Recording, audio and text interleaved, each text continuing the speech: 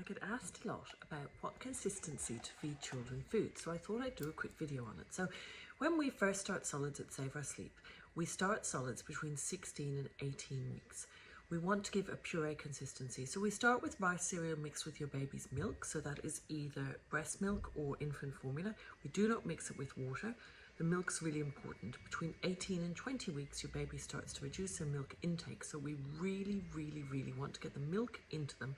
This is really important at this age. So it wants to be yogurt consistency from when we start, roughly between 16 and 18 weeks, until 9 months. So the food changes. We start with giving them rice cereal. They get the iron from the rice cereal mixed with fruit. Then we add some vegetables in. Then by 6 or 7 months, you might be adding a different type of cereal in. Then by 9 months, they might be eating all sorts of things, because 8 weeks after starting solids, we really want the protein in there. So they may by 9 months be eating different meats as well as your vegetables and so on. Now, when you do not want to give them lumpy food, so I do a mixture of baby-led weaning and puree. So you're giving them puree, which is a consistency like yogurt, right? You're giving them that. And then when they finish that, you're giving them food from the family table. This can be anything. So in the Save Our Sleep feeding book and in the Save Our Sleep baby book, there is a list of safe and unsafe foods. You do not feed them the unsafe foods at all. And then the list of safe foods is what you put in their puree. For example, if it says to give them, let's just pick something random. I'm not exactly sure of the age it says to give it, but I'm going to go with fish. So it says to give them a fish at 6 months, right? You're going to puree that. So on the safe food list, it says fish at 6 months. You're going to give them the fish at 6 months. That's fine, pureed. You can give them fish to hold and play with and lick and put near their mouth from 5 months, because they're not going to eat enough of this fish in order to swallow it, in order to digest it, in order to have a problem from it. However, nuts is an allergen and grapes is a choking hazard. So you would not give them a dangerous food like nuts or grapes just to hold and play with at 5 months. You would give the allergen food following my allergen advice, which was a couple of weeks ago in a newsletter, or you can contact us and ask us for that advice. You would give the grapes when they're over 5. But you could give them all other foods, even if it says 10 months, 11 months or 12 months. You can give this food at 5 months from the family table, because the idea is that they hold it, they touch it, they suck it, they lick it, but they don't eat massive amounts. So even if it had a high salt content, they're not going to eat and digest enough of it to be a problem. So we do not give them puree and then have the odd lump in it. So you wouldn't give them a puree and then have some peas in it, because when they're eating the puree, eat off the spoon, and then, oh, there's a lump. They gag, they act like they're choking, they get a fright, and they can cause food refusal. You do not want to give your child a puree type food, which then all of a sudden has a lump in it. This will cause them to refuse food, maybe get a fright, or it could cause them to choke, which is more like gagging if it's just like a pea, but it's like they're choking. You get an awful fright, and then you can get anxious, and then you will be very scared of feeding them, and then they will pick up in your anxiety. We don't want to do that. So at 10 months, we give them really well fork mashed food. What I used to do was, I used to get one of those blenders from Tupperware.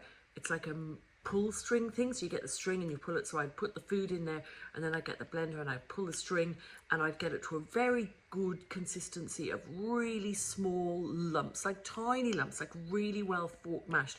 And all of the lumps, all the fork mashiness are of the same consistency.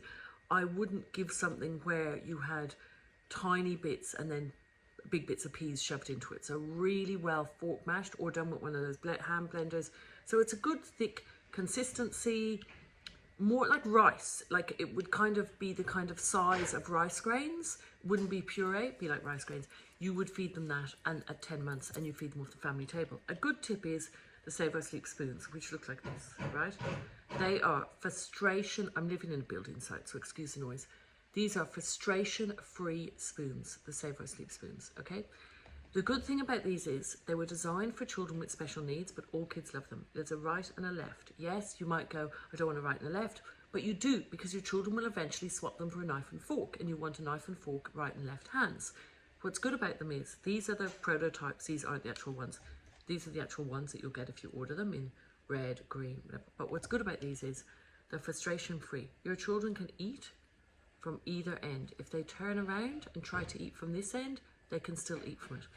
They cannot push the spoon into their mouth and gag.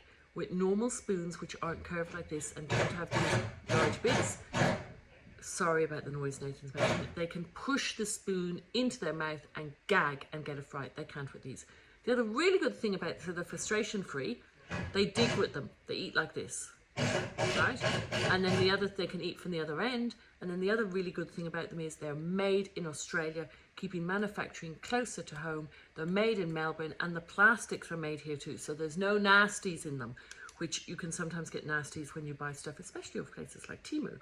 I have a funny story about Temu. I designed a top for Killian, and it was going to be his branding, and he'd made all his branding, and I sent it off to Temu, and I thought we were going to get this beautiful top, and it said on it, his branding for his magic show is don't worry, just panic, and we thought this was going to be on it, and it came back with RRY. It had 3 letters out of his logo on it, that's all. So careful with Temu. But anyway, frustration-free spoons. So at 10 months, you're giving well fork mashed food. You continue to do this, and you should be feeding your baby.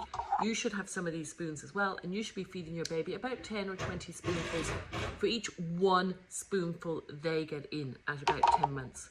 We try to make our children grow up too fast, and we try to feed them adult food too fast, and this just causes sleep problems.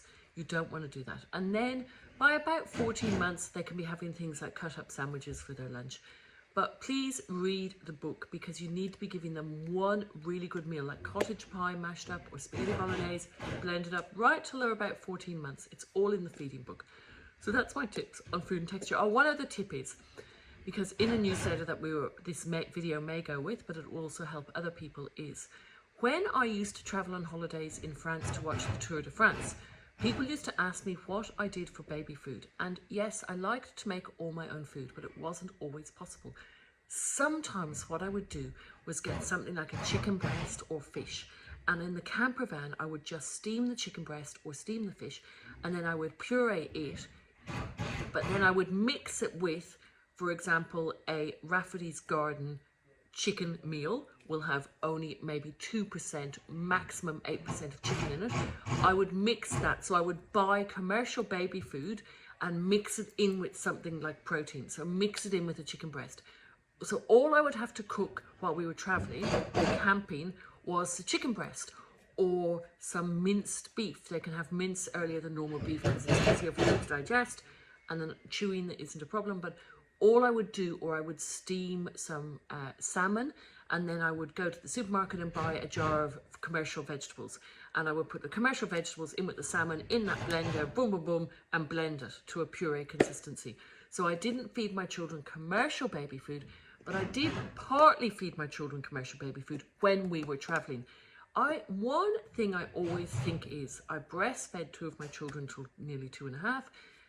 The other one wasn't so successful because not all babies can breastfeed, not all mums can breastfeed, but I fed them really good homemade food, and I'm very, very proud of that. It's something I always did, but I did cheat.